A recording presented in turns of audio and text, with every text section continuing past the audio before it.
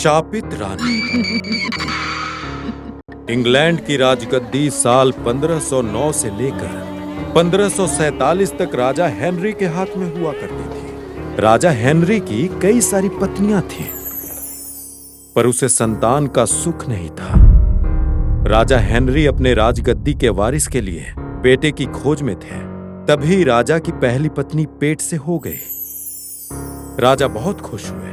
राजा Henry के राजगद्दी को वारिस मिलने वाला था।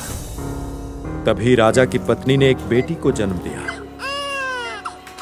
गुस्से में आकर राजा हेनरी ने अपनी पहली पत्नी को मार दिया। फिर उसकी बेटी का नाम मैरी रखा गया। राजा हेनरी को मैरी ज्यादा पसंद नहीं थी, इसलिए वो उसके साथ बुरा व्यवहार करता था। वो मैरी से महल के नौकरों के साथ महल का पूरा काम करवाता था।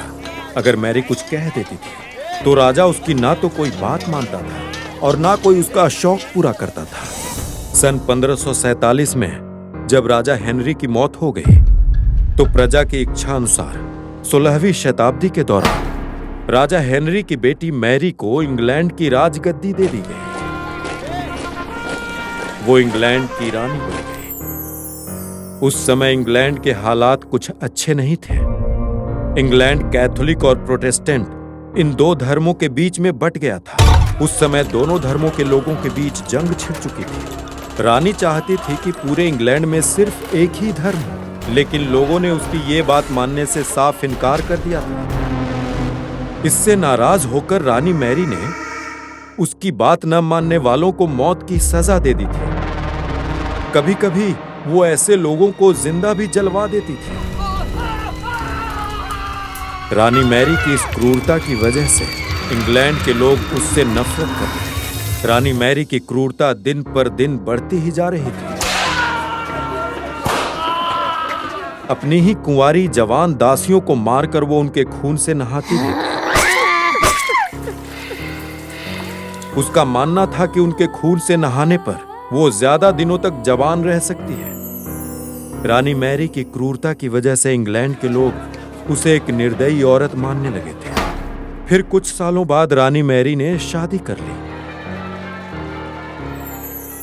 और कुछ समय बाद इंग्लैंड में एक खबर आई कि रानी मैरी गर्भवती है और जल्द ही उनके राज्य को उनका नया राजा भी मिल जाएगा। लेकिन उस समय रानी मैरी के साथ बहुत ही अजीब घटना हुई। उनके गर्भ से किसी बच्चे का जन्म नहीं हुआ, बल्कि कुछ ही महीनों बाद रानी मैरी का पेट फिर से सामान्य हो गया।